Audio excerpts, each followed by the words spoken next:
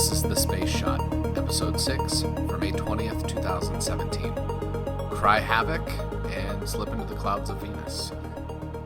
Welcome back to The Space Shot, a short, because we've all got things to do, and educational journey into space history, pop culture, and space news. Yesterday we talked about the Apollo 10 crew and some of the missions they were on before Apollo 10, and I also discussed Venera 1.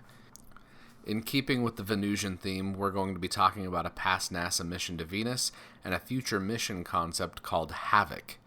There were 8 Pioneer missions, and these spacecraft studied the Sun, Venus, and Jupiter. Today we're talking about the Pioneer Venus Orbiter, or Pioneer 12, which was launched on this day in 1978. Its mission was to study the distribution of clouds in the Venusian atmosphere, study its surface topography, measure emissions across the electromagnetic spectrum, from infrared to ultraviolet. In addition to the experiments that were designed to study Venus, there were many that were tasked with studying the Sun, like the Solar Wind Plasma Analyzer, or the OPA as NASA called it, and for those of you that are fans of the Expanse series, it's not the Outer Planet Alliance. One of the major contributions to science was the mission's development of a global topographic map of the Venusian surface. The Pioneer Venus Orbiter's surface radar mapper had a resolution of 23 by 7 kilometers when it was scanning the surface. You're probably asking yourself, what does that resolution mean? It means that the surface features on Venus that were able to be detected had an area of roughly 161 kilometers. It works out to approximately 100 square miles. The Google Maps images that you can see on your smartphone and computers have a resolution of 0.41 meters, or 16 inches across. Some quick math tells me that the surface features that the Pioneer Venus Orbiter could see would have been roughly 1,760 football fields in length. Compare that to the Google Earth images, which are detailed enough that you can read the yard markers on the field. So while the Google Maps images allow you to see details down to the yard markers, the Pioneer Venus Orbiter could only see surface features that are roughly the size of the state of Rhode Island.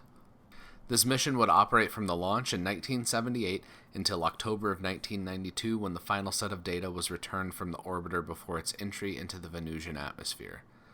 Now let's fast forward to 2015. A NASA mission concept called HAVOC, or High Altitude Venus Operational Concept, is one of the most intriguing mission concepts I've seen. This proposal made news a few years ago when it was announced that NASA wanted to build, quote, a cloud city on Venus.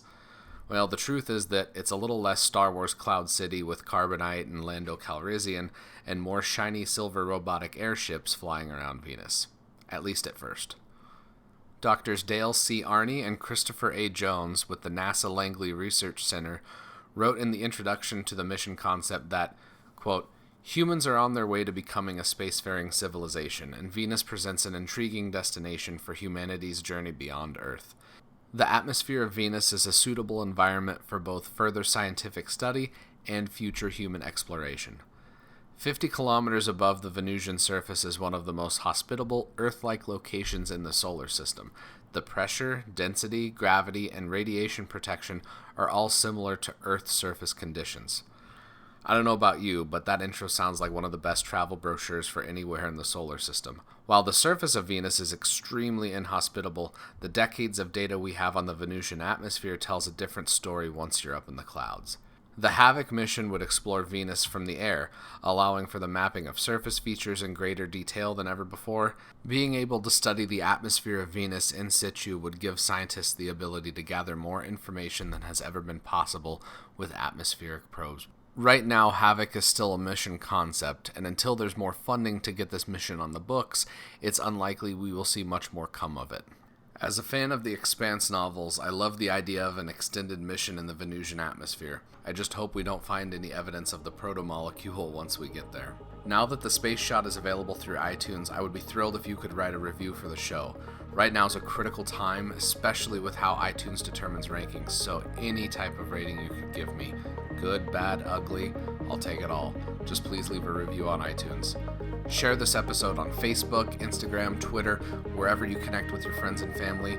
That would be awesome. I'm super appreciative of the comments I've received so far, so don't be shy with those comments on iTunes. Tomorrow we take flight with Spaceship One. I'm John Molnix, and I'll catch you on the flip side.